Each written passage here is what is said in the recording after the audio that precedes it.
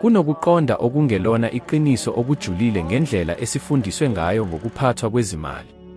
Kusukela ebuntwaneni, sifakwa inkolelo yokuthi ukuze sibe nengcebo, kubalulekile ukusebenza ngokuzikhandla, ukuvuka ekuseni, ukuzinikela ezifundweni zethu, nokuqhubeka singakhathali.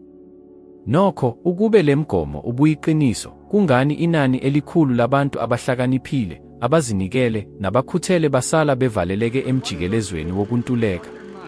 Kungani sibona abantu abaneziqu zasenyuvesi ezimbili noma ezintathu, abakhuluma izilimi eziningana kahle, bephila ngesikweletu, kanti abanye, ngaphandle kweziqu zasenyuvesi, kubonakala beheha ingcebo kalula okucishe kube okungaphezu kwamandla emvelo?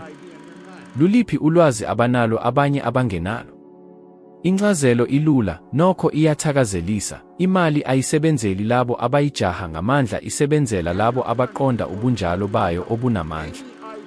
Ngalifunda leli qhinga ngezinto ezingezinhle engadlula kuzo. Kwaba nesikhathi lapho imali yami engenayo yonyaka yayizinkulungwane ezingama-72 zamarandi kuphela, kanti izikweletu zami zazingamakhulu nezinkulungwane eziyisishiyagalombili zamarandi. Ngangizizwa ngiseceleni lokuqothuka, ngidumele, ngilahlekile.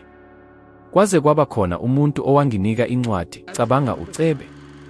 Lelo kwaba iqophelo lokuguqula izinto. Ngaqonda ukuthi inselelo ayikaze ibe ekuntulekeni kolwazi, kodwa kunalokho ibisezakhiweni zengqondo ezazilawula imicabango yami. Futhi kulapho kanye engifisa ukuxoxa nawe, ukuthi ungayihlela kanjani kabusha ingqondo yakho futhi uvumele imali ikusebenzele esikhundleni sokuthi wena uyisebenzele. Isikhathi eside, ngangikholwa ukuthi impumelelo yayiyisithelo sokuzinikela kuphela. Ngafundiswa ngaphansi kwesisekelo sokuthi labo abazikhandla kakhulu baphumelela, nokuthi izinsiza zezimali zifika kulabo abavelela emizamweni yabo. Futhi ngishukunyiswa yile nkolelo, ngasebenza ngaphandle kokuyeka. Ngangisebenza amahora engeziwe, ngithatha nemisebenzi engeyona eyami, ngifuna ukushiya umbono omuhle ukuze ngithole ukuqashelwa. Nokho, ekujuleni kwenhliziyo, lapho ngizinikela kakhulu, imali yayibonakala ingibalekela. Kwakufana nokugijima kumshini wokugijima, ngangihamba, ngijuluka, ngikhathele, kodwa ngahlala ngingaqhubeki. Futhi mhlawumbe nawe uke wazizwa ngendlela efanayo, umuzwa wokuhlala ulokhu ulwa, uhlale uzama, kodwa ungaboni izithelo ozifisayo. Iqiniso liwukuthi ukukhuthala kuphela akulethi inala. Kuholela ekukhathaleni. Kunomehluko omkhulu phakathi kokwenza ngenhloso nokwenza ngenxa yosizi. Ngahlangana nabantu ababesebenza amahora ayi-15 ngosuku, abanesimilo, abasebenza kanzima, nokho babehlala benezikweletu. Futhi ngahlangana nabanye ababebonakala benza okuncane kakhulu, kodwa yonke imizamo yabo yayiphetha ngokuba nenala. Lokhu kwangidida. Kungani abanye abantu babebonakala benekhono lokuguqula yonke into ibe impumelelo, kanti abanye basebenzisa impilo yabo bexazulula izinkinga zezimali? Incazelo yayingaphakathi, hayi endaweni yangaphandle. Ukusebenza kubalulekile, kunjalo, kodwa kudinga ukuqondiswa ingqondo eqaphile nokudlidlizela okuvumelanayo. Ukuzikhandla ngamandla ngombono wokuntuleka kufana nokuzama ukugcwalisa isitsha esivuzayo, kungakhathaliseki inani elifakiwe, konke kukhishika. Ngakuzwa lokhu eqinisweni. Lapho ngiqala uhambo lwami lokuba usomabhizinisi, ngazinikela izinsuku zonke ekuthuthukiseni ibhizinisi lami. Ngangikholwa ukuthi lapho ngizinikela kakhulu, imali yayizovela kalula. Nokho, ayizange ivele. Ngokuphambene, kwabonakala sengathi lapho ngizikhandla kakhulu, umphumela wawubonakala uqhephuka. Kwaze kwaba ngolunye usuku, ngikhathele ngokuphelele, ngavele ngathatha ikhefu. Bese, ngabona okuthile okwaguqula ngokuphelele umbono wami. Ukuzinikela kwami kwakuvela emthonjeni ongafanele, ekwesabeni, ekuntulekeni, ekusweleni. Ngasebenza ngenhloso yokuqeda usizi, hayi ukufuna ingcebo. Futhi izulu liphendula ekudlidlizeleni, hayi ezinhlosweni nje. Uma izenzo zakho zishukunyiswa ukuswela, uzoqhubeka uheha ukuswela okwengeziwe. Nokho, lapho wenza ngokuthula, ngokuphepha, ukholwa ukubaluleka kwakho, izinto ziqala ukwenzeka ngokungazelelwe. Cabanga okwesikhashana, zingaki izikhathi owazama kakhulu ukuthola okuthile futhi wazizwa kukukhanyela? Futhi zingaki izikhathi, ngokumane uphumule futhi uthembe, izimo zaqala ukuvumelana ngaphandle kwalowo mzamo omkhulu kakhulu? Lokhu akulona ithuba nje, kungukuhambisana kokudlidlizela. Umgomo olawula ukuzinikela ufana nalowo olawula amandla adonsela phansi, awulokothi uhluleke. Futhi lapho uqonda ukuthi imali ayiphenduli ekufakeleleni, kodwa ekucaceni, ukuziphatha kwakho kuyashintsha ngokuphelele. Izinsiza zezimali zifana nomfudlana wamanzi, zigeleza lapho kukhona ukungafihli, ukuqondiswa, nokuzinza. Kodwa uma uzama ukuzilawula ngokwesaba noma ukukhathazeka, udala izithiyo ezingabonakali ezivimba ukugijima kwazo. Ngikhumbula isikhathi lapho ngangisebenzela umnyango wezicishamlilo waseToronto. Umholo wami wawuphansi, ngangizizwa ngikhinyanyekile futhi ngangikholwa ukuthi ngangidinga ukuzinikela kakhulu ukuze nginqobe leso simo. Ngangingazi ukuthi lokho engangikuswela kwakungekhona ukusebenza, kodwa ukuqonda. Ngesinye isikhathi umuntu wanginika ikhophi ye-Cabanga ucebe. Angizange ngiqonde ngokushesha konke okwakuqukethwe kuyo, kodwa lokho kufunda kwatshala imbewu yombono. Kwangenza ngaqonda ukuthi isitshulu sasingekona ukwenza kakhulu, kodwa ukucabanga ngendlela ehlukile. Amandla emisipha angenakho ukucaca kwengqondo afana nokuzama ukunyakazisa isakhiwo esinganyakazi. Amandla eqiniso avela ngokuvumelana phakathi kwemicabango yakho, imizwa yakho, nezenzo zakho. Futhi mhlawumbe lokhu kumela inkohliso enkulu kunazo zonke zesikhathi sethu, ukucabanga ukuthi impumelelo ilingana nokukhathala. Iningi lesintu likholwa ukuthi umhlatshelo ubalulekile ukuze kuphumelele, lapho empelani, ngokuqondile, lo mhlatshelo wokuzidela yiwona obavimbela ukuba bachume. Ngoba lapho umuntu esebenza ekhathele, ecindezelekile, esaba ukulahlekelwa, ukugxila kuwela ekuntulekeni, futhi lokho ogxile kukho kwandisa amandla akho. Ngakolunye uhlangothi, lapho umuntu esebenza ngenjabulo, ngogqozi, ebona ngeso lengqondo umphumela, izulu libambisana ekufezekisweni kwalowo mgomo. Uqala ukukhiqiza imibono emisha, ukuqaphela amathuba ayengabonakali ngaphambili, nokuheha abantu abafanele. Lokhu akulona ukuqondana nje, kungukuvumelana. Cabanga ngalokhu okulandelayo, ukube ukuzinikela bekuyisona sici esinqumayo sempumelelo, umsebenzi ovuka ngehora lesihlanu ekuseni bese esebenzisa izinhlobo ezintathu zokuthutha zomphakathi nsuku zonke, ngabe uyisicebi esinezigidi. Nokho, le ndlela ayisebenzi kanjalo. Ukukhuthala ngaphandle kokuqonda kumane kuyindlela yokuziphilisa. Umzamo onenhloso ecacile, yebo, ufana nengcebo. Futhi ukuze uguqule umzamo ube inhloso, kubalulekile ukushintsha imvelaphi yokusebenza kwakho. Zibuze, ngisenza lesi senzo ngoba ngifisa ukuqhubeka noma ngoba ngesaba ukuntuleka? Izulu aliphenduli emazwini akho, liphendula kumvamisa wamandla akho. Okuguqula ngempela impilo yakho akulona ububanzi bezenzo zakho, kodwa ukujula kokukholwa kwakho kulokho okwenzayo. Lapho usebenza ngokukholwa nangokuphepha, isikhathi sibonakala sihambisana nawe. Izinsiza zezimali ziqala ukugijima, amathuba amasha ayavela, nokuzikhandla kuyeka ukuba umthwalo bese kuguquka kube ukwaneliseka. Uqala ukuzinikela hayi ukuze uphile nje, kodwa ukuze uthuthuke. Imali akulona umphumela wokuzikhandla kwakho komzimba, iyisibuko samandla akho angaphakathi. Futhi ngesikhathi lawo mandla eshintsha, yonke impilo yakho iyaguqulwa. Indlela eya engcebweni ayihlelwe yijuluka nosizi, kodwa yikuqonda nokuvumelanisa. Akukhona ukujaha imali ngobugovu, kodwa ngokuqonda ukuphila kanye futhi ugelezisane nayo. Ngokufunda leli qiniso, ukuzinikela kuguquka kube ukugeza okuzenzakalelayo, nemali iba umsizi osebenza eceleni kwakho, esikhundleni sokuba isitha.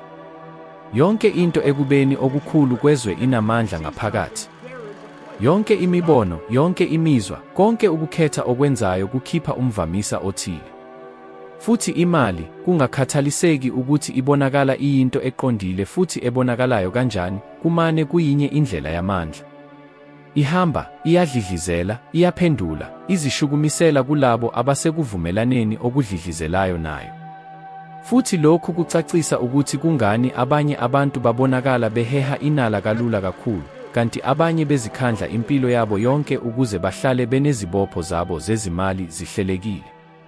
Imali ayisondeli kulabo abayifisa ngosizi, ivelela labo abaqonda ukugeza kwayo futhi bafunde ukuvumelana nesigqi esifanayo. Ngesikhathi ngiqala ukuqonda leli qiniso, konke empilweni yami kwaguqulwa. Ngaqonda ukuthi amandla emali ayingaxhumene nokuzikhandla komzimba, kodwa kunalokho nokulolongwa kwengqondo. Inkinga ilele eqinisweni lokuthi iningi labantu liphila ekungaboni ngaso linye okuqhubekayo nalobu bunjalo obunamandla. Bakhuluma ngesifiso sokuchuma, kodwa ngesikhathi esifanayo balondoloza imizwa yecala lapho bethola ukwesaba ukulahlekelwa nomona ngalabo abanayo.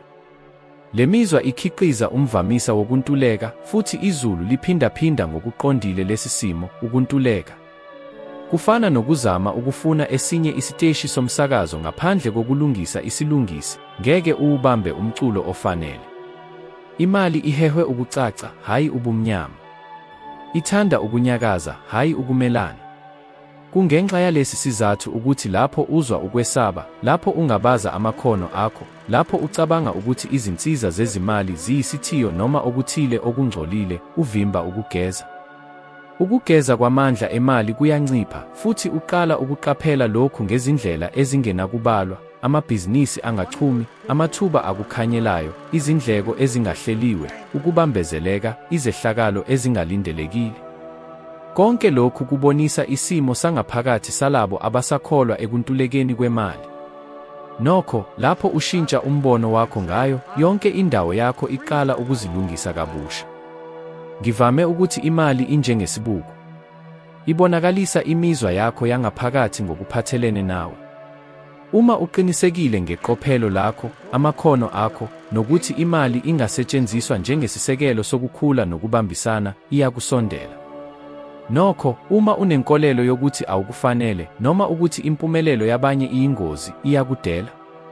Ingqikithi yamandla emali ayikhethi nguwe oyinika incazelo. Ifana nogesi, ingakhanyisa ikhaya noma iqalise umlilo, konke kuxhomeke ekutheni uyisebenzisa kanjani. Ngikhumbula isikhathi lapho ngangiphila ngokwesaba ukuhlola isitatimende sami sasebhange.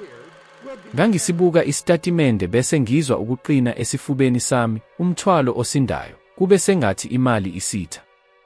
Ngangiyibona njengento eyayingidala usizi, futhi kwakuyilokho kanye kuxhumana engangikubonakalisa: usizi olwengeziwe, ukushoda okwengeziwe, ukukhathazeka okwengeziwe. Ngelinye ilanga, umeluleki wami wangembulela okuthile engingakukhohliwe: umnotho ngeke uze kumuntu owusabayo. Futhi ngaqonda. Kwakumele ngiguqule indlela yami yokucabanga ngaphambi kokuthi ngiguqule isimo sami sangempela. Kusukela ngalolo suku kuqhubeke, noma nini lapho ngibamba isikhwama sami, ifoni yami, noma ngibona noma yikuphi okumelele inani, ngangizisho engqondweni: izinsiza zezimali zigeleza ngokukhululekile kimi, zivela emithonjeni eyaziwayo nengaziwa. Ekuqaleni ngangishoda ukuqiniseka. Kodwa ngokuphindaphinda lokho ngemizwa, kwaqala ukushintsha okuthile. Ukungakhululeki kwashintsha kwaba ukubonga. Ngayeka ukubona imali njengento ekude futhi ngaqala ukuzwa ukuthi iyingxenye yemvelo yokuphila kwami. Uma usuqonda ukuthi imali ingamandla, uqala ukubona izimpawu yonke indawo. Umbono ovela ngokungalindelekile, umuntu oletha ithuba eliqondile, utshalomali oluchuma ngendlela emangalisayo. Lokhu akuyona into nje yokuqondana, kungukuvumelana. Ushintshe imvamisa yakho yangaphakathi, futhi ngenxa yalokho, indalo isiqalile ukuphendula. Imfihlo ilele ekuzizweni ngaphambi kokubona. Ingqondo yomuntu ihlelelwe ukukholelwa kuphela kulokho okubambekayo, kodwa amandla asebenza ngokuphambene. Okokuqala uyakholelwa, uzwe, futhi ukhiphe, bese kuphela ubona umphumela obonakalisiwe. Bheka okukuzungezile. Abantu abaphumelela kakhulu akubona ngempela abahlakaniphe kakhulu noma abasebenza kanzima kakhulu. Yilabo abaqonde ukugeleza. Abawuphoqi umnotho bayawuheha. Ngoba bayathemba. Ngoba bakhipha ingcebo. Abavuki bekhathazekile ngalokho abangakulahlekelwa, bavuka benomdlandla ngalokho abangakukhiqiza. Lokhu umehluko phakathi kwempilo yokushoda nempilo yobunkosi. Futhi ungenzi iphutha, ubunkosi akukhona nje ukuba nezinsiza ezinkulu zezimali. Kumayelana nokuthula. Kumayelana nokuba nenkululeko yokukhetha ukuthi wenzeni ngesikhathi sakho. Kumayelana nokwazi ukuthi indalo inesandla esivulekile nokuthi kuhlale kunokuningi kwawo wonke umuntu. Uma uqala ukudlidliza ngaloluzwa, ngokwemvelo uba uzibuthe wempumelelo.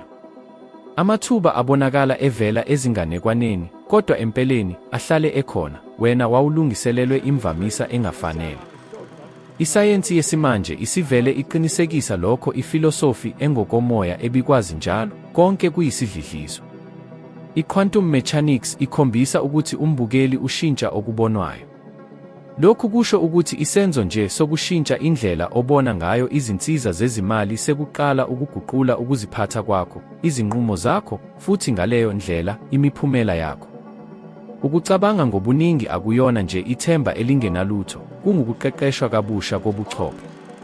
Uma ucabanga ngokuchichimayo, ubuchopho bakho buqala ukukhipha idopamine neserotonin, izinto ezihambisana nokuvuseleleka kanye nokusungula izinto ezintsha. Futhi uma uzizwa unokudala futhi unentshisekelo, wenza izinqumo ezingcono. Uyakuqonda ukulandelana. Amandla aqala ngaphakathi bese ebonakala ngaphandle. Umnotho ngamandla, kodwa futhi uyimpendulo.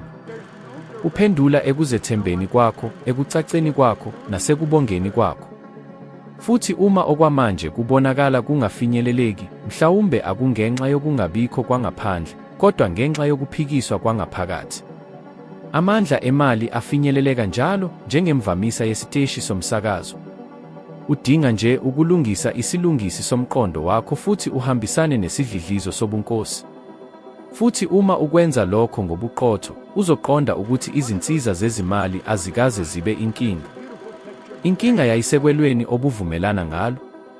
Abantu abaningi bakholelwa ukuthi banamandla phezu kokuphila kwabo, kodwa iqiniso liwukuthi ngaphezu kwamaphesenti angama-90 akho konke okwenzayo kuqondiswa yisimo esikwehlisa ingqondo. Kuqala ebuntwaneni, kubunjwe izinkolelo, ukwesaba, namazwi owazwa kubazali bakho. Futhi okungajwayelekile kakhulu ukuthi lesi simo, isikhathi esiningi, asisona esakho. Sifuzwe. Lena yimibono nezindlela zokuziphatha oziphindaphinda ngokungazi, njengengoma edlidliza phakathi nengqondo yakho futhi enquma isigqi sempilo yakho yezomnotho. Kungakho, noma ngabe uyazi ukuthi yini okufanele uyenze, uhlala uboshwe yimiphumela efanayo. Ungazinikela kwezezimali, uhambele izikhathi zokuqeqesha, ufunde izincwadi zobuningi, uma ingqondo yakho engaphansi iqondiswe ekushodeni, uzohlala uthola izindlela zokuqinisekisa leyo nkolelo. Lesi simo siyinto ecashile, kodwa sinethonya. Siyabonakala emazwini alula, emicabangweni edlulayo, empendulweni yakho emalini. Uma kukhulunywa ngomnotho ngumuntu othile, ingabe uzizwa uqhuqhuzelekile noma uyamangala? Uma ubona impumelelo yabanye, ingabe ucabanga ukuthi ngingakwenza lokho futhi noma kwakumane kuyinhlanhla? Lezi zimpendulo ezingokwemvelo ziyisibuko esiqondile somhlahlandlela wakho wangaphakathi.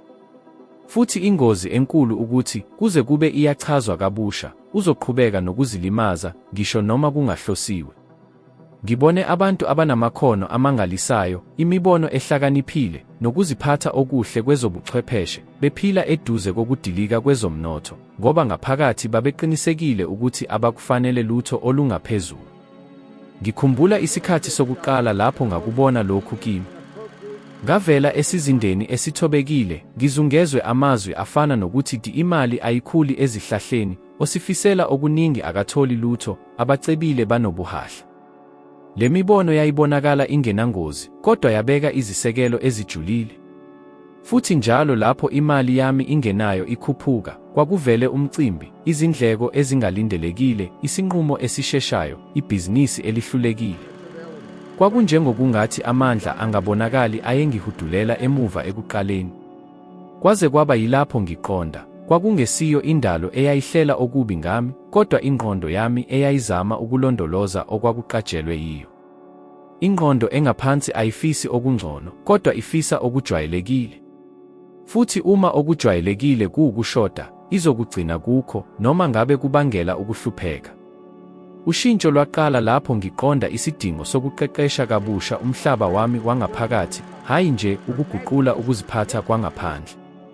Ngaqala ukuhlaziya imicabango yami ngokucophelela njengomuntu obuka isibonisi. Noma nini lapho ngizithola nginemicabango efana nokuthi lokhu kuyinkimbinkimbi kakhulu, ngeke ngikuzuze, angenanhlanhla, ngangiyayiphazamisa ngiyishintshe leyo nkulumo ngenye. Ekuqaleni kwakuzwakala kungokufakelwa, kodwa ukuphindaphinda kwakha ukuxhumana okusha kwezinzwa. I-neuroscience yesimanje ikuqinisekisa lokhu, umcabango ngamunye ophindaphindwayo uqinisa indlela yezinzwa, futhi lapho uphindaphinda kakhulu, uba yinto eyenzeka ngokuzenzakalelayo. Ngakho, ngaqala ukunakekela ingqondo yami engaphansi ngemiqondo emisha. Ngangizitshela, izinsiza zezimali ziza kimi kalula, ngikufanele ukuqhubeka, ubunkosi buwumgogodla. Futhi ngokuphindaphinda ngakunye, ngabona ukungakhululeki okuncane, kwakuyisimo esidala esiphikisayo. Nokho, ngazithathela isinqumo. Kancane kancane, kwaqala ushintsho. Ngaqala ukubona izinsiza zezimali ngombono ohlukile. Ngayeka ukubona amathuba njengezingozi futhi ngaqala ukuwabona njengezikhuthazi. Ukwesaba okungapheli kokulahlekelwa kwashintshwa ukuzola okwandayo. Kwakunjengokungathi ekugcineni ngazivumela ukwamukela. Futhi yingaleso sikhathi lapho ngiqonda, isimo sangaphakathi asishintshi ngokunyanzela, kodwa ngokubekezela. Kumele kushintshwe, kungabhekwanjwa nakho. Awukuhluli ukwesaba ngokuzama ukukhipha, ukubusa ngokuhlakulela inkolelo kuze kube kuyaqina. Abantu abaningi bangibuza ukuthi kungani, naphezu kokuba nolwazi olunzulu lwezezimali, behlala beminyene. Futhi ngihlale ngiphendula, inkinga ayilele olwazini lwakho, kodwa ezinkolelweni zakho. Ungase ubuse yonke imiqondo yokutshalwa kwezimali, inhlangano, nezomnotho, kodwa uma ngaphakathi inkolelo isala ukuthi lokhu akungami, noma angizange ngidalelwe ukuba nomnotho, ingqondo yakho izothola izindlela zokucekela phansi imiphumela. Kufana nokushayela imoto ngebhuleki elikhwezile, uyaqhubeka, kodwa ngomhlatshelo nangokukhathala.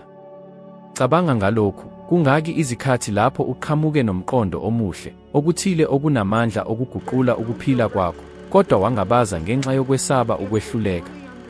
Mangaki amathuba owahlazile ngoba wawukholelwa ukuthi awukalungeli. Lokhu kungabaza akuveli engqondweni, kodwa kuvela esimweni. Yizwi langaphakathi eliqinisekisa ukuthi lokhu akukona okwakho, kodwa liyakhohlisa. Ngoba konke kuba nokwenzeka uma ushintsha isidlidlizo somqondo wakho. Ubusujwayele ukukholelwa ezivingelweni ezingekho. Ukuze uqale ukubumba kabusha lesi simo, kudinga okungaphezu kokucabanga okunethemba nje. Kudinga ukuzwa, ukucabanga, nokwenza sengathi inkolelo entsha isiyiqiniso. Ingqondo engaphansi ayiwaqondi amazwi, kodwa iyayiqonda imizwa. Uma ubonisa ukubonga ngezinsiza ezingakabonakali, uthumela umyalezo onamandla wokudlidliza endalweni, sengivele nginempumelelo. Futhi indalo iyaphendula. Isipiliyoni sami sasingafani. Ngaqala ukwenza sengathi sengivele ngithole ukuzimela kwezezimali, futhi indawo yami yaqala ukuzihlela kabusha ukuze ibonakalise leyo mpela. Kwavela abantu abasha, kuvela imibono emisha, amathuba abonakala. Futhi konke kwavela endalweni yengqondo. Iqiniso liwukuthi awuhehi lokho okufunayo, kodwa lokho okukholelwa ukuthi ukufanele. Futhi inqobo nje uma isimo sakho sangaphakathi sigxile ekwesabeni, esibophweni, nasezingelelweni, umnotho uzoqhubeka nokukugwema. Kodwa-ke, lapho unquma ngamabomu ukuguqula izinkolelo zakho, ngokukhetha indlela ehlukile yokucabanga nokuyiphila ngenhliziyo yonke, kwakheka iphuzu elisha lokudonsa. Futhi kungalesi sikhathi esiqondile lapho isimangaliso sizibonakalisa khona, hayi ngaphandle, kodwa phakathi kobukhona bakho. Ngoba ukuphumelela kwezimali kumane kuyisimelo esibonakalayo salokho okukhiphayo ngendlela ongaboni ngayo usuku nosuku. Ukuqonda kwami kwembula ukuthi ukuphindaphinda kuyilulwimi lomqondo ongaphansi kwengqondo.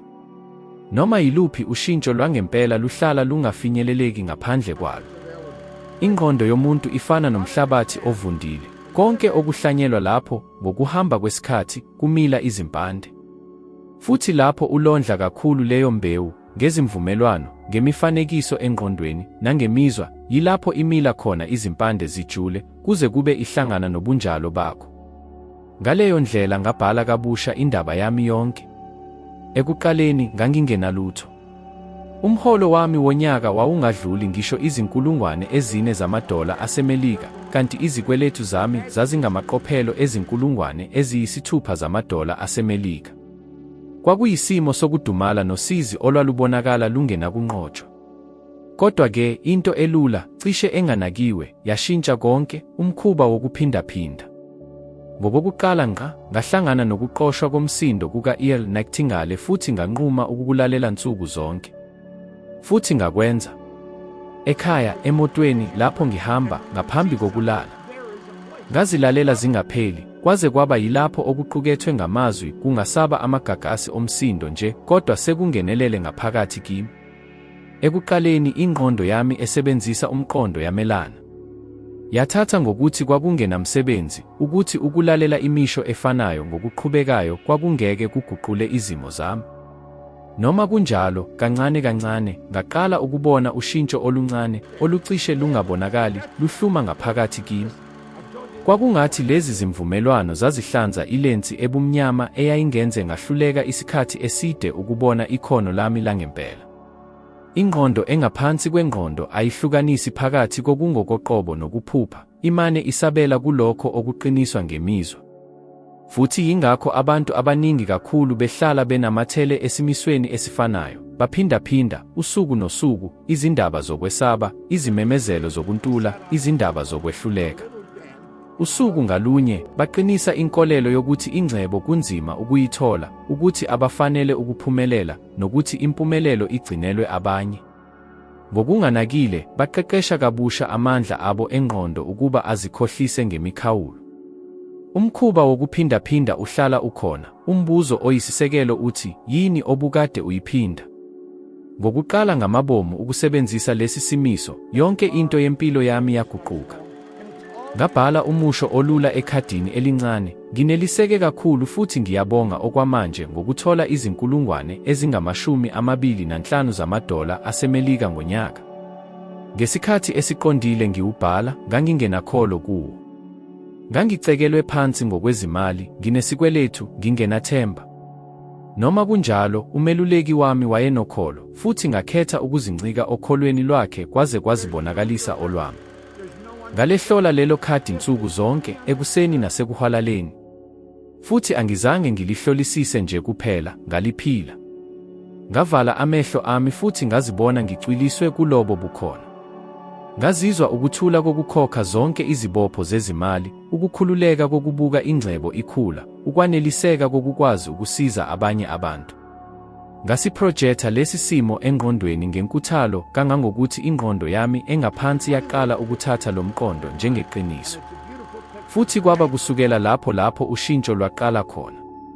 Okokuqala, kancane, ikhasimende elisha, umbono ongazelelwe, ithuba elihle engangizolishaya indiva ngaphambili. Ngokulandelayo, kwavela imiphumela ebonakalayo kakhulu. Umholo wami waqala ukwenyuka, futhi lelo phuzu $25,000 zamadola aseMelika elalibonakala lingenakwenzeka, lazibonakalisa.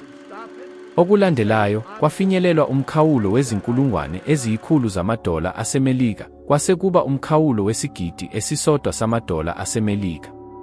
Isisekelo sasingekho enhlanhleni. Kwakuhlanganisa ukuphindaphinda. Noma kunjalo, kunengxenye abambalwa abayiqondayo, ukuphindaphinda komshini nje akwanele.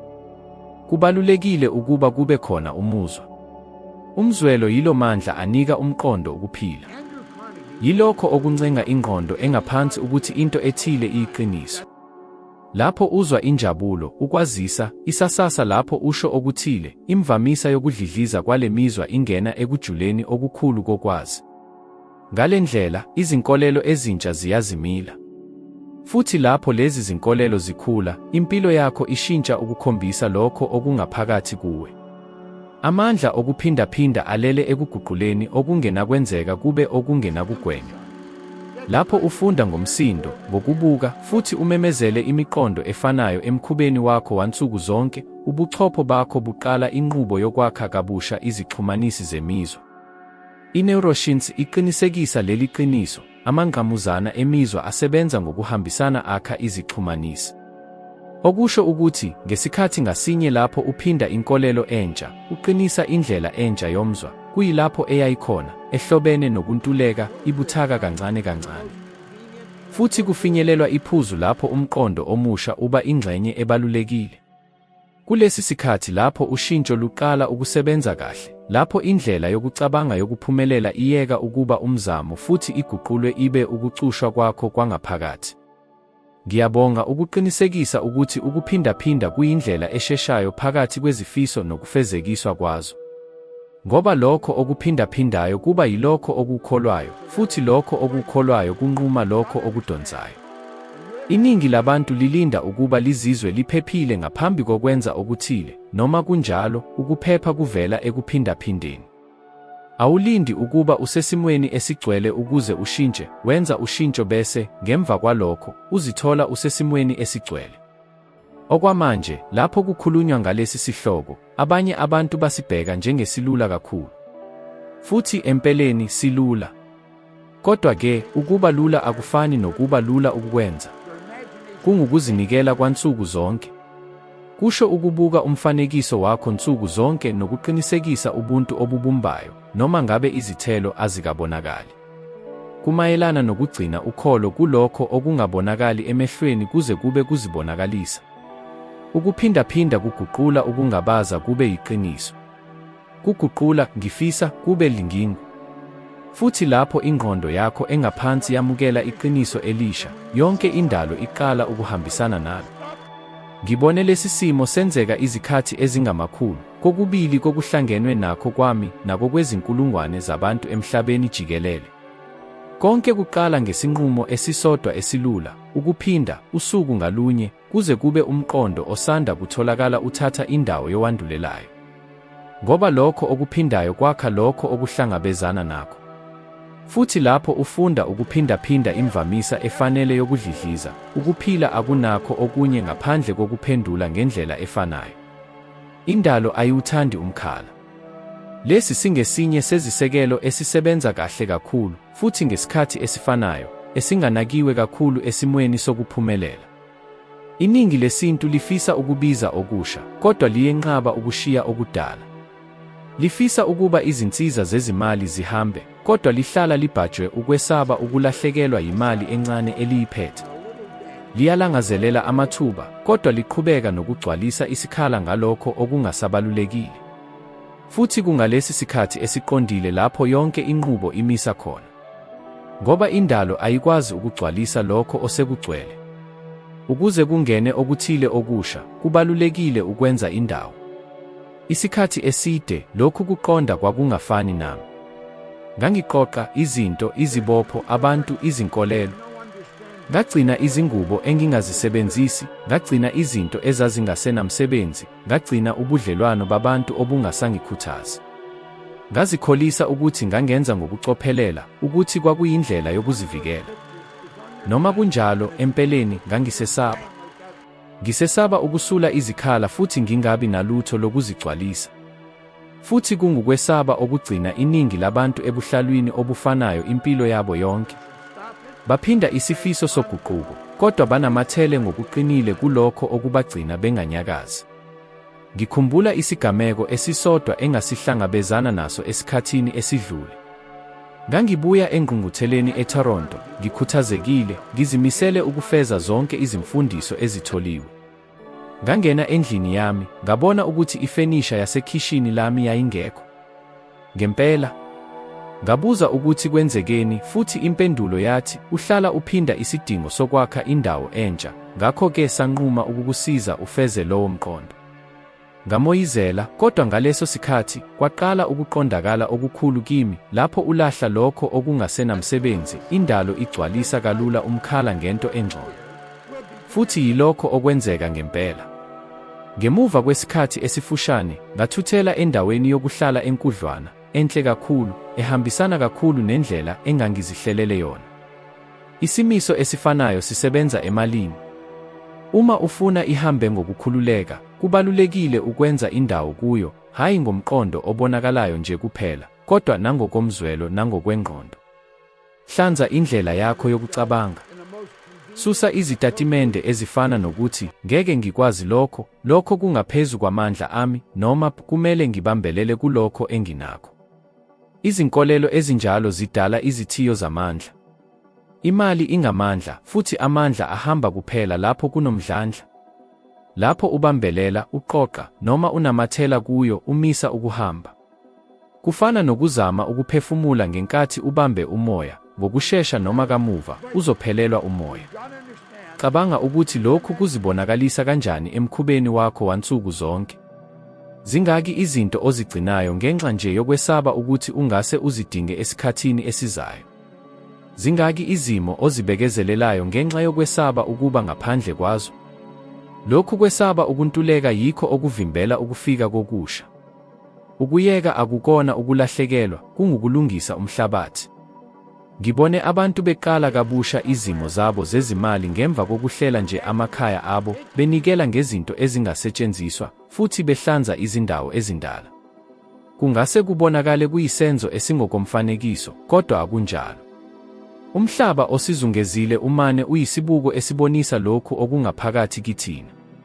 Lapho usungula indawo ebonakalayo engenalutho, uthumela umyalezo ocacile ongenakuphikwa, ngikulungele okusha. Futhi indalo iphendula. Ihlozi ngaso sonke isikhathi. Kwesinye isikhathi ngezimo ezinhle, ngesinye isikhathi ngabantu abasha, kwesinye isikhathi ngemicabango emihle evela ezingeni lokungabikho. Kodwa ingaphendula kuphela uma kunendawo evulekile yokuthi okuthile kungene. Iningi labantu alikuqondi ukuthi ukubambelela ngokweqile kuyindlela yokubonakaliswa kokwesaba okufihleke njengokuhlakanipha. Bathathela phezulu ukuthi benza ngenhlakanipho, kodwa empeleni bathumela umyalezo endalweni othi, angithembi ukuthi kukhona okungcono okuzovela. Futhi indalo iyavumelana nalokho. Inala ayizifaki kubantu abakhetha ukuzibambezela.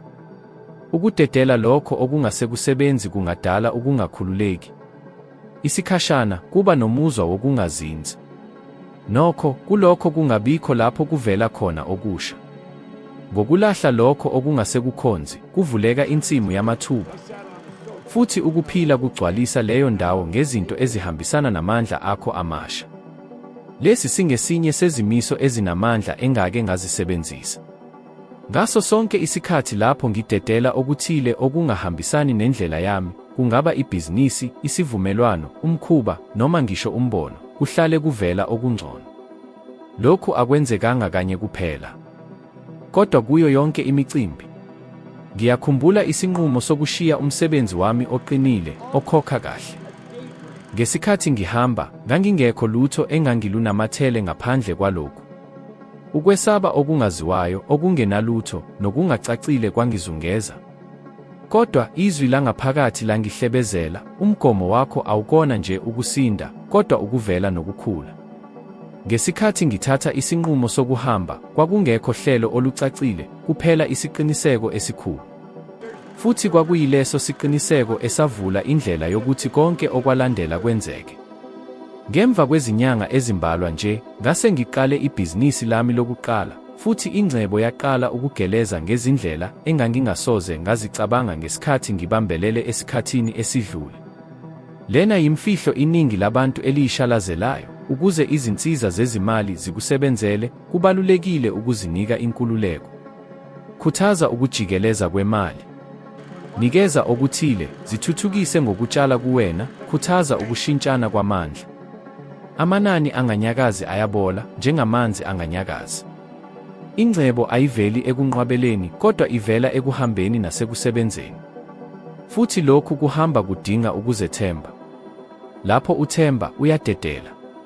Futhi lapho udedela, indalo iqonda ukuthi ingangenelela. Ngakho-ke, bheka indawo ekuzungezile. Khombisa lokho okuthatha indawo empilweni yakho ngaphandle kokukuletha ukwaneliseka, injongo, noma ukukhula.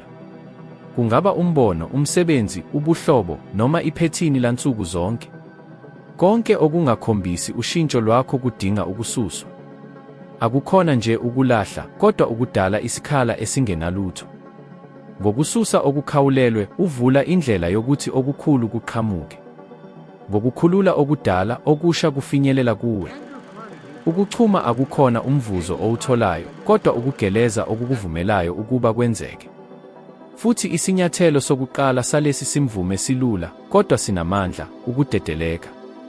Ngoba indalo, njengemali, iyayithanda inkululeko yesikhala.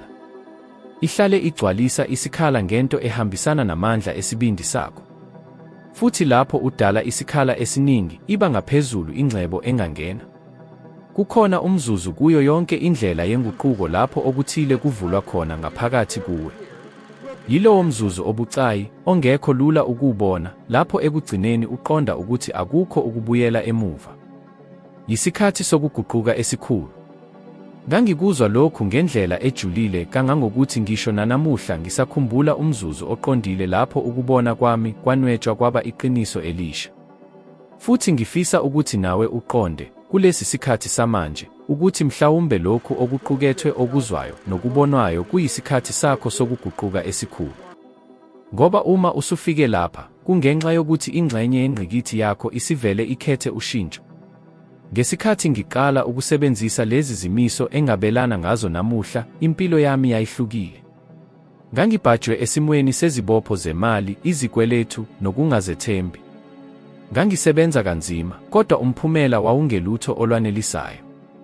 Ngangikholelwa ukuthi impilo yayinzima, ukuthi imali yayinto eyivela kancane, nokuthi ukwaneliseka kwakugcinelwe abambalwa abakhethiwe. Kuze kwaba ngesinye isikhathi esikhethekile, ngilalele omunye wemilando yomsindo engiyishilo ngaphambilini, okuthile kwavutha ngaphakathi kimi. Kwakungathi, okokuqala ngqa, ngangikuqonda ngempela ukuthi ngingumklami wezimo zami. Futhi ngalowo mzuzu, nganquma ukuthi ngeke ngiphinde ngiphile ngokubuka kokushoda. Kwakunjengoshintsho olukhulu oluyisisekelo.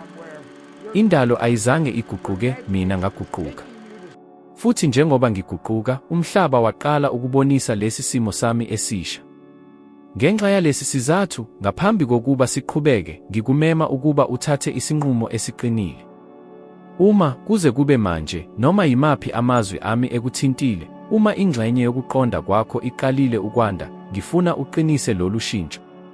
Cindezela inkinobho ethi like, ujoyine ababhalisele ishaneli, futhi uvumele lokhu kukhetha okulula kuzimele njengesivumelwano sakho noguquko. Ngoba konke ukunyakaza, noma kuncane kangakanani, kumelele ukuqinisekisa kwenjongo. Ngokukhetha isenzo, indalo iqala ukuphendula. Yile ndlela amandla okuphila asebenza ngayo, adinga isiqondiso, inkomba, nomhlahlandlela. Ngesikhathi ngiqala umzamo wami wokuqala, ngangingenalo ulwazi lokuthi izinto zizokwenzeka kanjani. Nokho, ngafunda iqiniso eliyisisekelo, akudingekile ukubona yonke indlela, udinga nje ukuthatha isinyathelo sokuqala ngesiqiniseko esikhulu. Futhi lesi siqiniseko asilayisekile ngokungaboni kahle, sinamandla okwakha. Kumayelana nesiqiniseko esijulile sokuthi amandla aphakeme asebenza ngokusisekela lapho uzibandakanya. Futhi ngokungazelelwe, izinto ziqala ukuhambisana. Kuvela abantu, imibono iyakhula, amathuba ayabonakala. Futhi ingxenye ethakazelisa kakhulu ukuthi konke lokhu kwase kukhona ngokuqhubekayo, kodwa ukubona kuqala kuphela lapho ushintsha amandla akho engqondo. Umzuzu wokuguquka ubonakala lapho ukhetha ukuyeka ukuzibona unokushoda. Lapho uyeka ukusho ukuthi angikwazi, angazi, ngeke ngiphumelele, bese uqinisa, ngiyafunda, ngikulungele, nginamakhono. Lezi zinguquko ezincane enkulumweni zibumba amandla akho. Ucwaningo lwesayensi seluvele luqinisekisa ukuthi ubuchopho bakho abuhlukanisi phakathi kwalokho okucabangayo nalokho okuhlangabezana nakho. Ngakho-ke, ngokuphinda imiqondo emisha ngemizwa, ubuchopho bakho buqala ukuphendula sengathi base beqinisile. Futhi lapho ingqondo yakho yamukela le ndlela entsha yokubuka izinto, umhlaba obonakalayo uyazilungisa ukuze ubonise lokho. Ngiyakhumbula isikhathi lapho ngiqala ukuzenza sengathi ngase ngiphumelele. Ngangingenayo imali, kodwa ngase nginesimo esifanele, ukuzethemba, nombono oqondile. Ngangiziphatha sengathi ngase ngikufezile engangikufisa, futhi lamandla aguqula ngokuphelele indlela abantu ababengibona ngayo kanye nendlela amathuba ayevuleka ngayo. Lokhu akukhona ukuzenza, kodwa ukuhambisana namandla afanele. Kuwukuphila ngesimo sesikhathi esizayo ofisa ukusakha. Ngoba indalo ayisabeli kulokho okufisayo, isabela kulokho okuyikho. Abantu abaningi balinda ukuba bazizwe bephephile ngaphambi kokuba benze okuthile, kodwa ukuphepha akuqali ngaphambi kwesenzo, kwakhiwa ohambweni. Kuyafana nokuthatha isinyathelo ngaphandle kokuqiniseka okugcwele lapho kuvezwa khona amakhono angaphakathi. Angimazi umuntu owaguqula impilo yakhe ngokulibazisa umzuzu ofanele. Isikhathi esifanele yileso lapho unquma khona ukuthi sekwanele. Ukuthi uyayeka ukwaneliswa okuncane kunalokho okufanele. Ukuthi sekuyisikhathi sokuqondana nalokho okufisa ngempela ukukuzwa.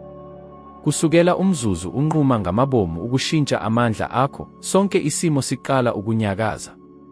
Ukuhlangana okufanele kuyakhula, imiqondo iyahluma, abantu abafanele bayavela. Lokhu akukhona ukuqondanisa nje, kodwa ukuhambisana kwamandla. Ushintsha inkundla yamandla, futhi indalo iyaphendula. Ihlale iphendula, umehluko ukuthi manje unokuqonda ngalokhu kuxhumana. Futhi ngifuna uqonde ukuthi le ngqikithi yokuguquka ayihlehliseki. Uma usukuqonda ukuthi unamandla phezu kwempilo yakho, kuba nzima ukubuyela emuva ekukholweni kokuba yisiboshwa sezimo. Uqala ukwenza ngenhloso, ukuziveza ngokusobala, ukucabanga ngenala. Imali, eyayibukeka ingenakufinyeleleka, iqala ukugeleza kalula, ngoba amandla ayo awasagxilile ekushodeni, agxile ekuqinisekeni. Ngivame ukusho ukuthi isinqumo esiqinile siyimbangela yokuguquka. Yilowo mzuzu lapho indalo iqaphela khona ukulungela kwakho ukweqa indawo yakho yokukhululeka nokwanda. Lapho wenza isinqumo sangempela, konke okungahambisani kuqala ukunyamalala, futhi konke okuhambisanayo kuqala ukusondela.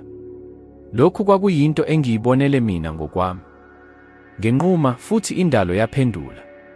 Kulesi sikhathi samanje, ukukhetha kuvela kuwe, ukuhlala kumandla akho adala, ukuphinda izindlela ezifanayo, noma ukunquma ukushintsha manje. Lena yindawo yakho yokuguqula impilo. Futhi ngokukhetha ngokuqapha ukukhula, ukuphila akunakwenza okunye ngaphandle kokulandela isiqondiso sakho. Ngoba indalo ayikuvuzi ngomsebenzi onzima nje, ikuvuza ngesinqumo esiqinile.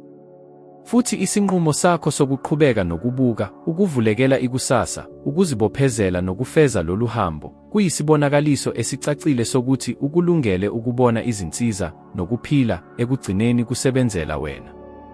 Enye yemfihlo ejulile yenala yinto iningi labantu eliyishalazelayo ngokuphelele, ikhono lokudala isikhala esibanzi. Yebo, isenzo esilula sokudala isikhala esibonakalayo, esengqondo, nesasemzweni sinamandla okushintsha ngokuphelele ukugeleza kwesimo sakho sezimali. Ngakuthola lokhu ngendlela exakile, ngendlela engaphezu kokucabangeka. Ngesinye isikhathi, ngemva komhlangano wokufundisa, ngabuyela ekhaya ngathola ifenisha yami isingekho. Ngaphandle kokubeka lutho. Indawo yami yokulungisa ukudla yayicishe ingenalutho. Futhi ngaphambi kokuba ucabange isiphithiphithi, lokho engakuzwa ngaleso sikhathi kwaba umuzwa wokukhululeka. Ngangikhulume kaningi ngokubaluleka kokudala isikhala sokuthi okusha kungene, futhi ithimba lami lanquma ukufeza lokho ngempela. Futhi qagela ukuthi kwenzekani. Babe neqiniso. Ngemva kwesikhathi esifushane, amathuba amasha aqala ukuvela, abantu abaningi abanokuthula, imibono eminingi exhumayo. Umkhathi awukuthandi ukuba nendawo engenalutho, ugcwalisa yonke indawo etholakalayo ngezinto ezinokudlidliza okufanayo. Iningi elikhulu labantu lisabambelele kulokho abangakufuni, futhi yingakho impilo entsha ingaze izibonakalise. Abaningi bahlala emisebenzini abangayithandi, belinde okungcono, babambelele ezingutsheni abangazigqoki, bagcina ubungane obubanciphisela amandla, futhi okubi nakakhulu. Baqhubeka nokondla imicabango nezinkolelo ezingasahambisani nempilo abayifunayo. Bese bezibuza ukuthi kungani ingcebo ingabonakali. Kodwa kulula, ayikho indawo. Uma uthi ngizohlala lapha ngize ngiqiniseke, umhlaba wonke uqonda ukuthi nganelisekile ngalokhu enginakho. Futhi uphendula ngendlela efanayo. Hayi njengesijeziso, kodwa njengokufana kokudlidliza. Amandla engcebo anjengamanzi adinga ukujikeleza. Uma enganyakazi ayabola. Uma ageleza ahlambulula futhi anda. Ingcebo ichuma ngokuhamba okuqhubekayo futhi ayikufuni ukuqoqwa ngokweqile. Uma ubambelela kulokho okungasasebenzi, ubonisa umkhathi ukwesaba ukuswela. Futhi ukwesaba kwakha ukudlidliza kokuswela. Ukuswela kuvimbela ukuhamba. Ngakho, ngaso sonke isikhathi ubambelela entweni esilahlekelwe inhloso yayo, isembatho, into, umkhuba, ubudlelwane, uvimbela ukungena kwento entsha. Kufana nokuzama ukugcwalisa isitsha esesivele sigcwele. Ayikho indawo. Ngikhumbula isikhathi lapho nginquma khona ukupha ingxenye yengcebo yami. Izingubo, amadokhumenti, izincwadi ezingafundiwe, izikhumbuzo zesikhathi esedlule. Lokhu kucacisa kudlulela ngalo kwezinto ezibonakalayo, kwakungokomdlikizo futhi. Ezinsukwini ezalandela, ngazizwa ngilula ngendlela engavamile. Ngokuzumayo, ifoni yaqala ukukhala, kwavela ukubambisana okusha, iziphakamiso, ugqozi. Konke kwabuyela esimeni. Futhi ngabona ukuthi amandla aphendula ekucaceni. Ngokudedela okungasasebenzi, umlayezo onamandla udluliselwa emkhathini, ngikulungele okungcono.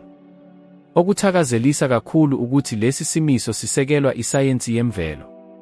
Impilo ayikukuthandi ukuba nendawo engenalutho. Uma udala isikhala, kuzokwenzeka okuthile ukuze sigcwale. Umbuzo uthi, ufisa ukugcwalisa ngantoni? Uma udala isikhala ngokwesaba, sizogcwala ukwesaba okwengeziwe. Nokho, uma usidala ngokuqiniseka, sizogcwala ingcebo. Yingakho ukungabambeleli kunamandla amakhulu kangaka. Kudinga ukukholwa. Kumelela indlela ecashile yokuxhumana, nginokholo lokuthi okukhulu kuza ngendlela. Futhi uma wondla lokho kuqiniseka, umkhathi ukukholisa. Ngakho-ke, hlola indawo ekuzungezile. Zingaki izinto ozigcinayo ngenxa nje yokwesaba ukuzidedela?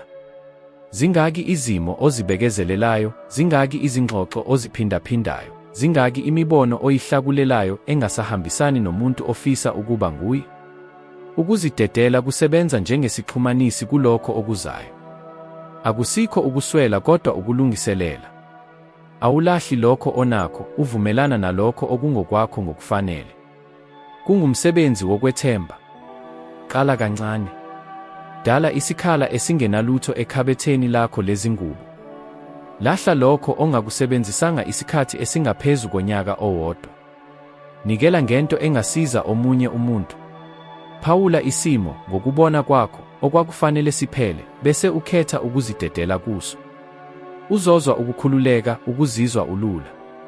Lokhu kukhululeka amandla empilo asebenzayo. Kuwuphawu lokuthi umfutho uyabuyiselwa. Qhubeka ngokufanayo ngemiqondo yakho, yeka ukuxoxa izindaba ezikwehlisayo. Yeka ukuphikisana ngokuthi kungani kungasebenzi okwamanje. Yakha ukuthula ekucabangeni kwakho. Kulokho kuthula lapho okusha kuziveza khona.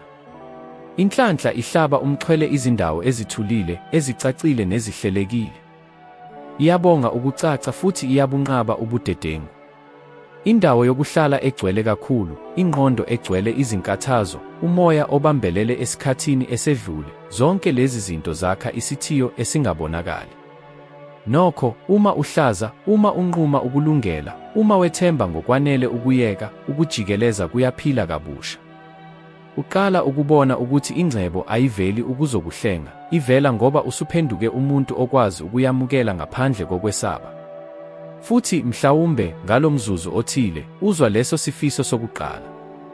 Lowo umbono wakho wangaphakathi okuhlebezayo manje. Ungalindi ukuphelela okuphelele. Thatha isinyathelo sokuqala esimweni sakho samanje. Sonke isenzo esincane sokuzidedela simelela isiqinisekiso sokwethemba ikusasa. Futhi ngokwenza ngomoya opholile, impilo iphendula ngokuvumelana. Kuvela amathuba amasha, kuvela abantu abasha, kuqala imiqondo emisha. Ngoba umkhathi uqonda ukuthi udale isikhala, futhi ukungabikho akukaze kuhlale kungenamuntu isikhathi eside. U-Einstein wathi konke kwakhiwe ngamandla. Futhi lesi simemezelo esilula siqukethe esinye sezambulo ezijulile engizike zaqonda. Imali akusona nje iphepha noma isibalo esisesitatimendeni sasebhange, imali ukudlidliza. Isabela emfutheni owukhiphayo, njengoba nje umamukeli ethatha ukusakaza okuthile. Futhi nansi into iningi lesintu elingakaqondi, awukukhiphi lokho okufunayo, kodwa lokho okumelayo. Ungaphindaphinda isifiso senhlanhla izinkulungwane zezikhathi, kodwa uma ukukhathazeka, intukuthelo, icala, noma ukuswela kuhlala ngaphakathi, lokho kuzoba ukudlidliza umkhathi okuzokuqonda. Futhi kuzophendula ngezimo ezibonisa kahle leso simo. Cabanga ngesiteshi somsakazo. Ngeke uzwe umculo we-classical uma ushunele ku-rock frequency. Impilo yezezimali isebenza ngokufanayo. Uma udlidliza ukukhathazeka nokwesaba, kufana nokuthi uqinisa, angikholwa ukuthi ingcebo ingangifikela kalula. Futhi umhlaba wonke, ngokuhambisana kwawo, ubuyisela iphethini elifanayo. Yingakho abantu abaningi bephila emjikelezweni ongapheli wokusebenza nokudumala, basebenza kanzima, bahlele, bazame ukonga, kodwa basaphuma ukuswela. Umzamo ungowomzimba, kodwa ukudlidliza kungokwengqondo. Futhi umkhathi uphendula ekudlidlizeni, hayi emzamweni. Ngakuzwa lokhu ngokwami. Lapho ngiqala ukushintsha ukudlidliza kwami, ngangisafisa okungaphezu kwalokho engangikuhola. Ngasebenza usuku lonke futhi ngazizwa ngikhathele. Nokho, ebusuku, ngangihlala ngiphindaphinda engqondweni, ingcebo igelela kimi ngokukhululeka, ivela emithonjeni eyaziwayo nengaziwa. Ekuqaleni, kwakubonakala kungafanele. Ngabuka isikweletu sami esiphansi futhi ngazizwa nginjengomkhwabanisi. Kodwa, ngokuphindaphinda ngakunye, kwanokuthile okwashintsha ngaphakathi kimi. Ngaqala ukuzwa ukubonga ngezimali ezincane, ngaqala ukukholwa ukuthi, mhlawumbe, kwakungadingeki ngisebenze kanzima kangaka. Kancane kancane, amandla ami aguquka. Futhi lapho eshintsha, ingcebo yaqala ukuvela, kusuka emathubeni angalindelekile, izimemo, ugqozi olwavela noma ngabe kuphi. Akukho okwashintsha ngaphandle ngaze ngashintsha ngaphakathi. I-quantum mechanics isivele ikhombisile ukuthi zonke izinto emkhathini zakhiwe ukudlidliza.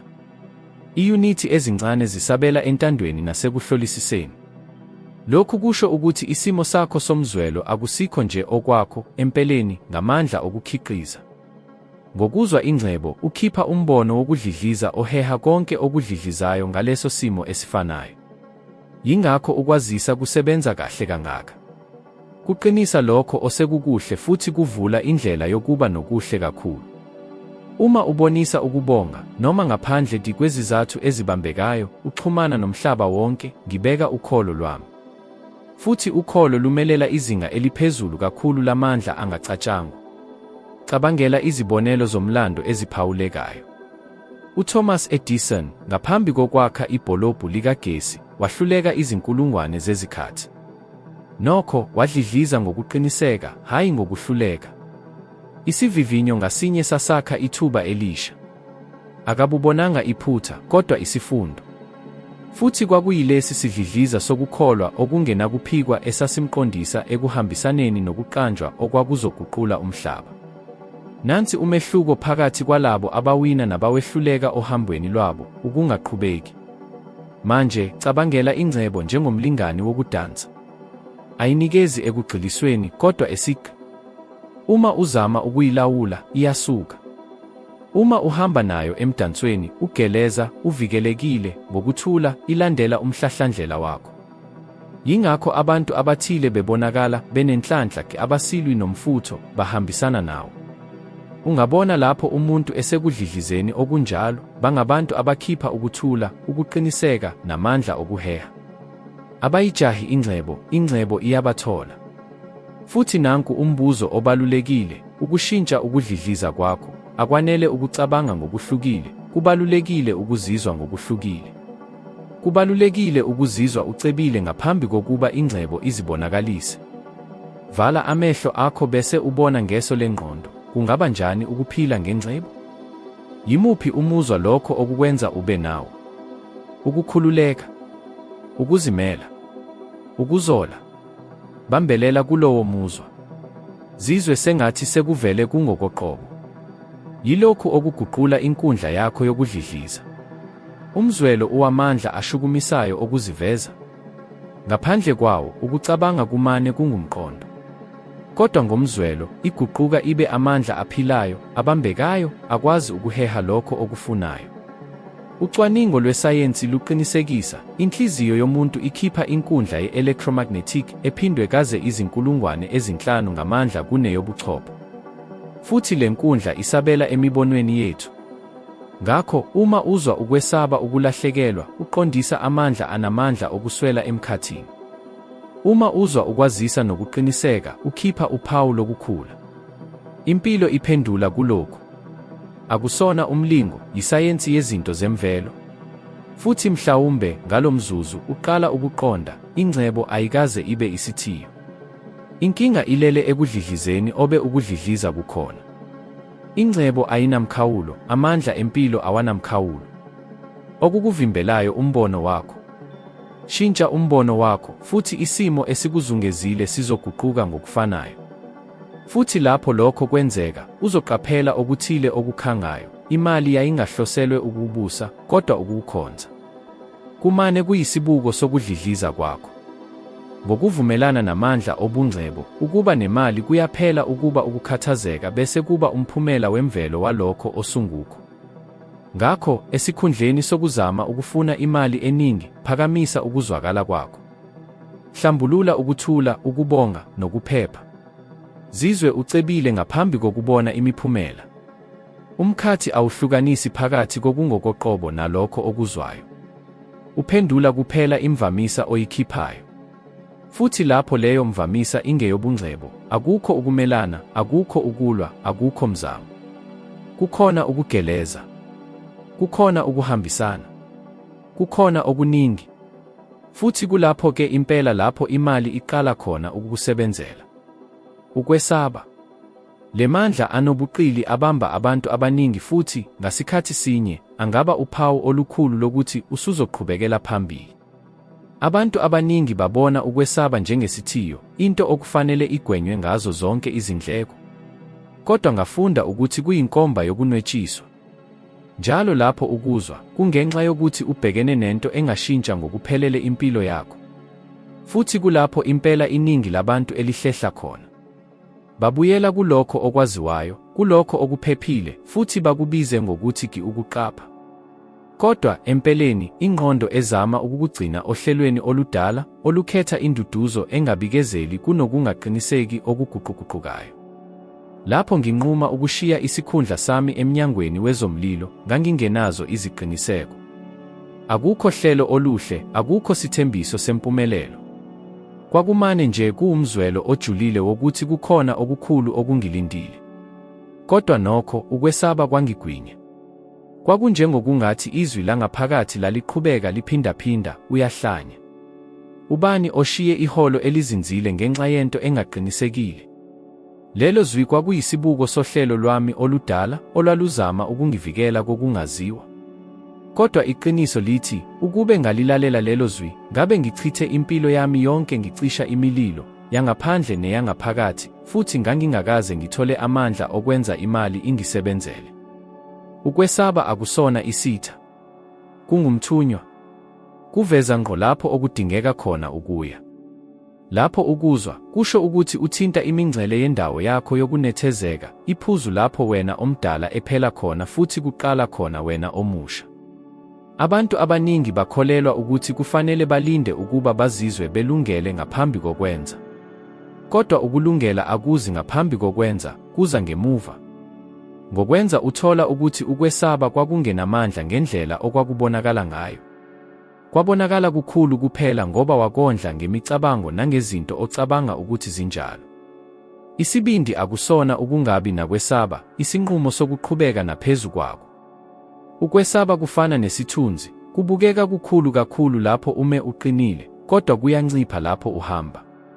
Ngikhumbula isikhathi sokuqala lapho ngaya esiteji ukuyokhuluma ngengcebo. Izandla zami zazithuthumela, inhliziyo yami yashaya kakhulu, futhi okwesikhashana ngacabanga ukuyeka. Kodwa ngokushesha nje lapho ngiqala ukukhuluma, ukwesaba kwaphela. Phakathi nemizuzu embalwa, lokho okwakungenza ngithuthumele kwaguquka kwaba injabulo. Futhi kulapho ngabona khona, impilo ayibaphileli labo abalinda ukuzizwa bephephile, ibaphilela labo abenza ngokholo. Abantu abaningi bayangibuza, kuthiwani uma ngihluleka? Futhi ngiyaphendula, kuthiwani uma ufunda okuthile okungeke kwenzeke ngempumelelo? Ngoba ukwehluleka, lapho kubhekwa ngokuqonda, kumane nje kuyimpendulo. Kukhombisa ukuthi yini okudingeka ilungiswe. Kodwa uma ungenzi lutho, awusoze wazi ukuthi bekungenzekani. Ukwesaba ukwenza iphutha sekuvele kuyiphutha elikhulu kakhulu. Yilokho okukugcina uvaleleke emisebenzini oyizondayo, ebudlelwaneni obuyize, emikhubeni ekugcina kude nobuningi. Ukubiza ngokuthi ukuzinza, kodwa empeleni ukungahambeli phambili. Imali, njengempilo, ithanda ukuhamba. Igeleza kulabo abalokothayo, kulabo abakholelwayo, kulabo abathatha izingozi ngokholo. Sonke isikhathi lapho unquma ukwenza noma unokwesaba, uthumela isignali ecacile emkhathini, ngithemba. Futhi umkhathi uphendula ngamathuba. Kungaba ucingo olungalindelekile, umqondo, umuntu omusha. Kunjengokungathi impilo ithi, manje usulungile. Ukholo luvula iminyango ilogic engasoze yayithola. Ngivame ukusho ukuthi ukwesaba nokholo kufuna amandla afanayo, ukukholelwa entweni ongakayiboni okwamanje. Ukwesaba kukholelwa kokubi kakhulu, ukholo kukholelwa kokuhle kakhulu. Umehluko usendabeni okhetha ukuzixoxela yona. Lapho ukholelwa kokubi kakhulu, ingqondo yakho yakha izimo zokwehluleka, futhi umzimba wakho usabela njengokungathi zingokoqobo. Inhliziyo yakho iyashaya kakhulu, izandla zakho ziyajuluka, bese uba yiqhwa. Kodwa lapho ukhetha ukukholelwa kokuhle kakhulu, lapho ucabanga ukunqoba, umzimba wakho nawo uyaphendula, kuphela kulokhu ngentshisekelo, ngamandla, nangokuheha. Ukwesaba nokholo kuhlukene kuphela ngendlela, kokubili kungukuzwakala, futhi nguwe onquma ukuthi yikuphi okuzokukhulisa. Abantu esibathanda kakhulu, abasunguli abakhulu, abaculi, osomabhizinisi, abanazo izinkathazo. Bangabantu abafunde ukusebenzisa ukwesaba njengekhampasi.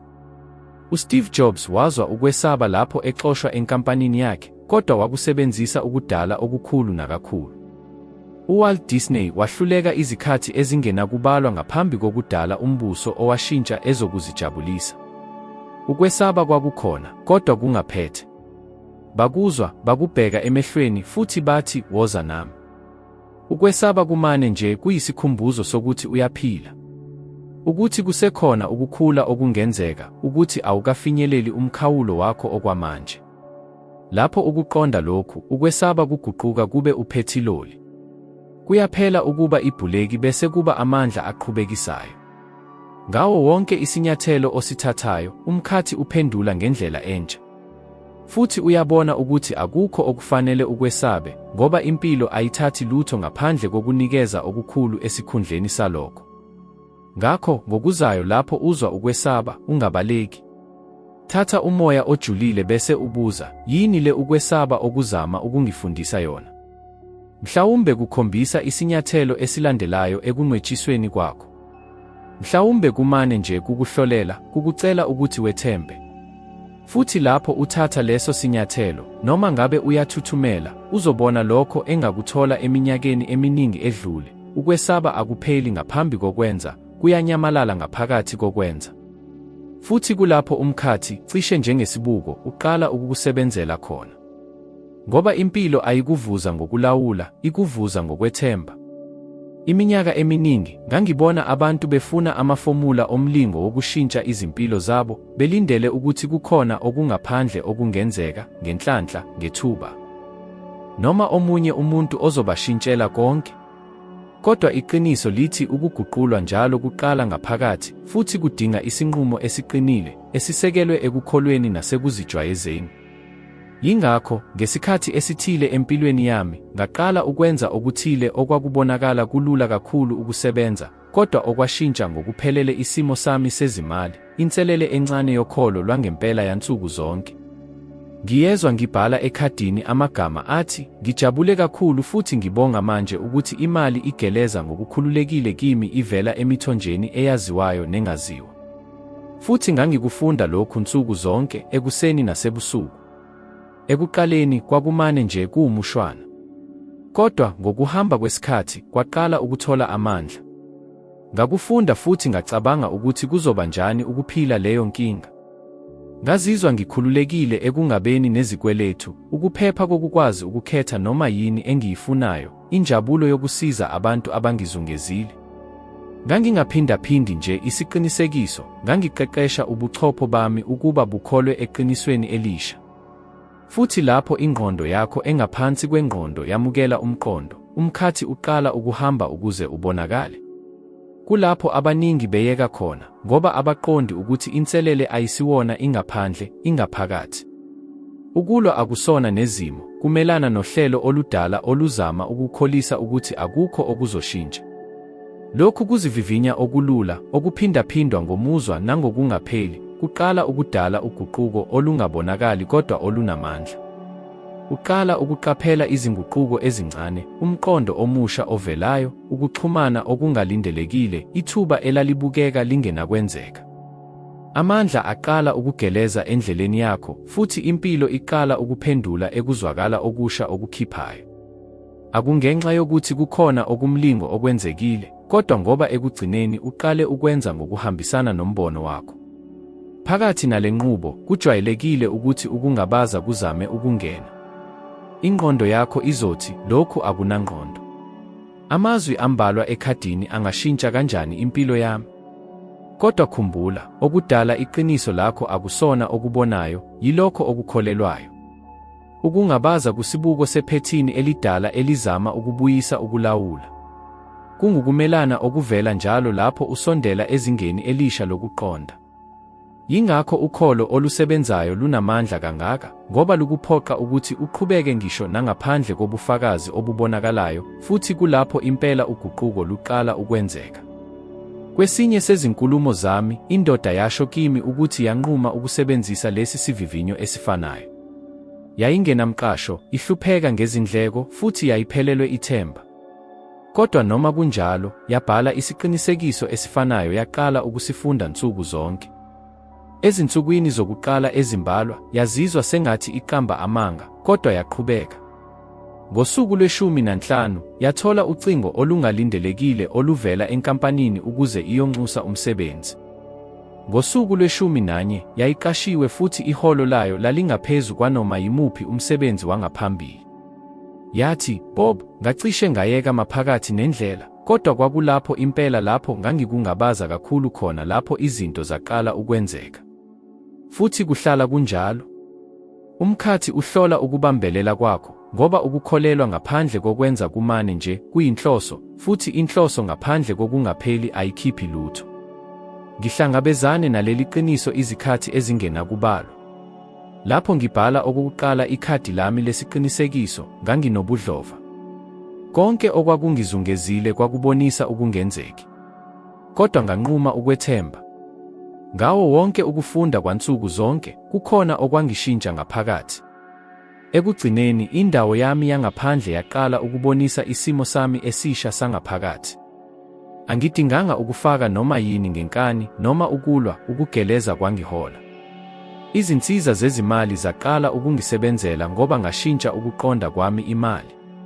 Ngayeka ukuba umuntu oyifunayo ngaba umuntu oyihudulayo ngokwemvelo. Ngenxa yalesi sizathu, ngiletha inselele efanayo. Bhala phansi lesi siqinisekiso. Beka inothi esikhwameni sakho, esibukweni sakho, emotweni yakho. Sisho ngokuzwakalayo, ugcwele iqiniso laso.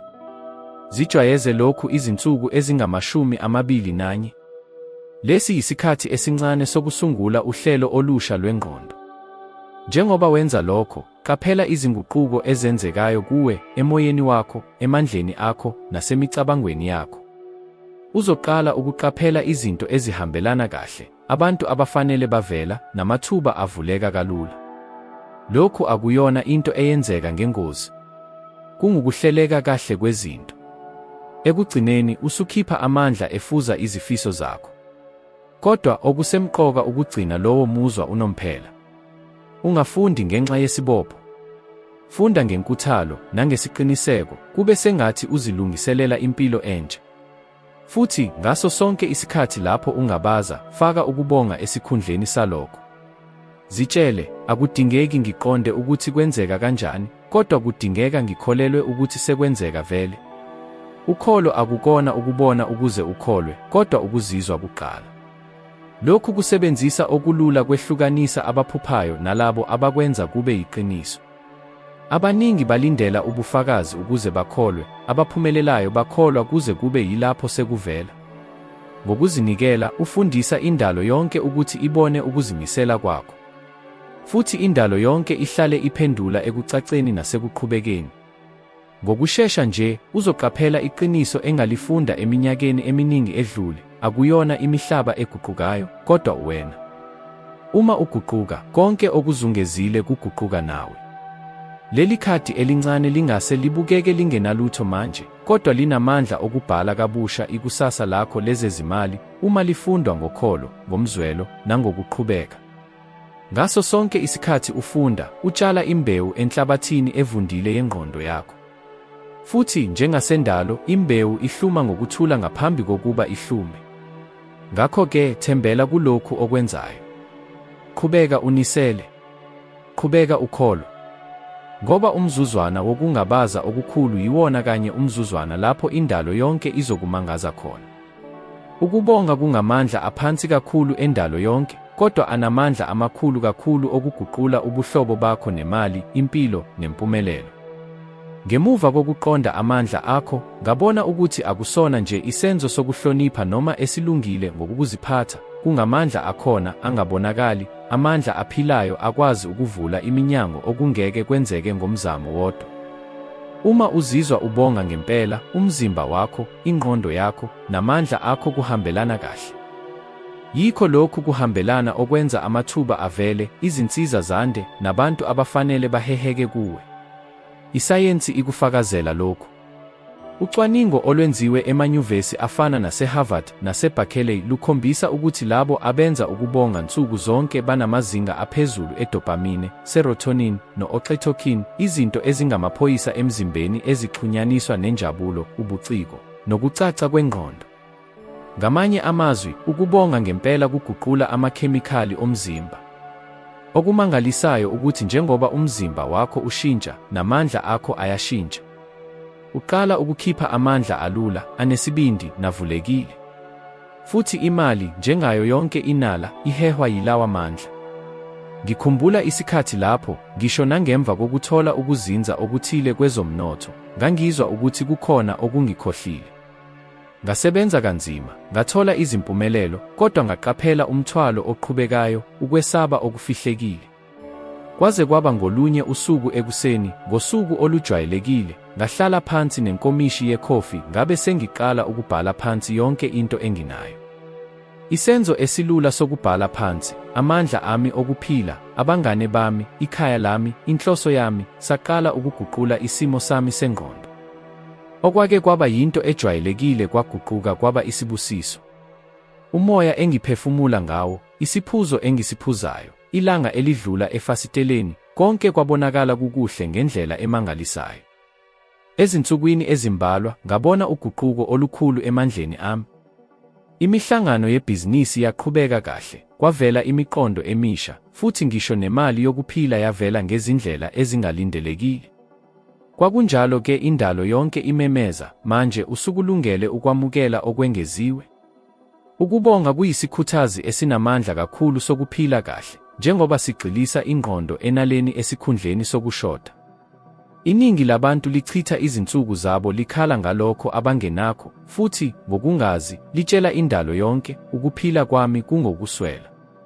Konke ukukhononda kusho ukushoda ngokomzwelo. Kodwa-ke, ngokukhetha ukuveza ukwazisa, ngisho noma ungakabi nakho konke okufunayo, uguqula indawo yakho yokuheha izinto. Ukubonga akuliphiki iqiniso, kunalokho, kukhetha lapho ugxilisa khona ukuqonda kwakho. futhi lokho okugxilisa kukho kuyachuma. Ngihlale ngisho ukuthi ukubonga iyimagnethi yobuningi. Kushintsha ukushoda kube ukwanela kube ubuningi, nobuningi bube obungapheli. Kwandisa amandla akho futhi kudale isikhala sezibusiso ezengeziwe. Futhi okuthakazelisa kakhulu, uma ubonisa ukubonga okukhulu, kuba nezizathu eziningi zokuqhubeka ubonga. Kuyinqubo enhle, indlela ekhuphukayo. Indalo yonke iyawubona umphefumulo owazisayo futhi owamukela labo abakusebenzisa ngempela. Kufake empilweni yakho yansuku zonke. Uma uvuka, ngaphambi kokubamba ifoni yakho ephathekayo, zitshele, ngibonga ngalokhu kusa okusha. Zizwe lowo muzwa, ngisho noma usuku lwakho lungakaqali ngempela. Uma ukhokha isikweletu ungasoli. Veza ukwazisa kwakho. Lokhu kukhombisa ikhono lakho lokugcina izibopho zakho. Uma uthola noma yiliphi inani lemali, noma lincane kangakanani, shintsha emcabangweni, ngiyabonga, ndalo yonke. Kwangathi le mali ingageleza ibuye iphindwe ngokuphindaphindiwe. Lokhu kuguquka okulula kokuziphatha kuguqula ukuhamba kwezinsiza empilweni yakho. Abantu abakuboni kodwa imali iyazwela. Ayisondeli kulabo abayiphatha ngokwesaba, ngecala, noma ngokuswela ukubonga. Ihehwa yilabo abayazisayo, yilabo abayibona njengethuluzi lokwanda. Ukubonga kusususa ukumelana. Kususa icala lokwamukela, kuqeda ukwesaba ukulahlekelwa, futhi kudala amandla okufanelekela. Futhi lapho uzizwa ufanelekela kakhulu, kulapho indalo yonke ithola khona izindlela zokukufakazela. Ukuzilolonga ngokubonga nakho kunomthelela omkhulu endleleni obheka ngayo ikusasa lakho. Kukususa kumandla athi, uma ngizoba nakho, kukufake kumandla athi, senginakho vele. Lokhu kungenye yezindlela eziyinhloko zokubonakalisa izinto. Ngoba indalo yonke ayisiqondi isikhathi njengoba thina sisenza. Iyasabela kumandla akhona manje. Uma ukhipha amandla okubonga manje, uqinisekisa ukuthi usuvele uphumelele, futhi yile ndlela yokuziphatha ebizela inala eningi. Abanye bayabuza, ngingabonga kanjani phakathi kwezingqinamba? Ngiphendula ngithi, yikho kanye lokhu okuyokukhipha kuzo. Ukubonga uma konke kuhamba kahle kulula. Kodwa ukubonga uma kungekho okuzwakalayo yikho okushintsha isimo. Ngokwenza lokho, uqinisekisa ukuthi ukholo lwakho lukhulu kunokwesaba kwakho. Futhi indalo yonke iklomelisa ukholo, hayi ukungaqiniseki. Ngikhumbula ngesikhathi esithile, ekuqaleni kohambo lwami, lapho ngangingenamali nhlobo. Konke enganginakho kwakuyimali encane, eyayingamadola ambalwa, ephaketheni lami. Esikhundleni sokukhononda, ngayibuka ngathi, ngiyabonga. Lokhu kusaqala. Ngalolo suku olufanayo, ngathola ucingo oluvela kumngane olwalunginikeza ithuba lomsebenzi olwaguqula ukuphila kwami. Kwakungesona isiphoqophoqo. Kwakuyimpendulo. Ukubonga kudala ukuzwakala okusheshayo. Qala manje. Ungalindeli isikhathi esifanele kisokubonga. Isikhathi esifanele yilesi manje. Yenza ukubonga umkhuba wansuku zonke, isimo sengqondo esingokwemvelo. Nsuku zonke, bhala phansi izinto ezintathu obonga ngazo. Zingaba lula, ukumomotheka, ukudla, ingxoxo. Ngokushesha nje, uzoqaphela ukuthi ukhululekile, ukhuthazekile, unesiqiniseko. Futhi, ngaphandle kokubona, uzothola ukuthi imali, imibono, namathuba kugeleza kuwe kalula kakhulu. Ukubonga ulimi lobuningi. Kuyisignali indalo yonke eyiqondayo njengokuthi uyaziqonda izinto. Uma uqonda, uma ubamba ukuthi usuvele ubusisiwe, konke okushodayo kuqala ukubonakala ngokwemvelo. Ngoba ukuphila akukuniki lokho okufunayo, kukukunika lokho okukhiphayo ngamandla akho. Futhi amandla okubonga, ngaphandle kokungabaza, angamandla okuphumelela. Usuqaphelile yini ukuthi uma siguqula indlela esibona ngayo umhlaba, nomhlaba uqala ukushintsha? Ukubonga okusuka enhliziyweni kudalula indlela ecashile eholela empilweni ezolile nevulekile, lapho inala, amathuba, nabantu abafanele bebonakala behlangana ngokwemvelo endleleni yakho. Kungenzeka ukuthi othile omaziyo, umngane, ilungu lomndeni, noma umuntu ozizwa evalekile, ekhathele, noma edangele, udinga ukuzwa lamazwi manje. Thumela lokhu kuqoshwa kulowo muntu. Ngezinye izikhathi, umlayezo olula yikho konke okudingekayo ukuze kuvuse ithemba kumuntu. Ngiyabonga ngokuhlala kwakho ukhona, ngokungivumela ukuba ngibe yingxenye yohambo lwakho lwentuthuko nokukhula. Qhubeka ukhulisa lo moya wokubonga futhi unake konke okuzovela ezinsukwini ezizayo.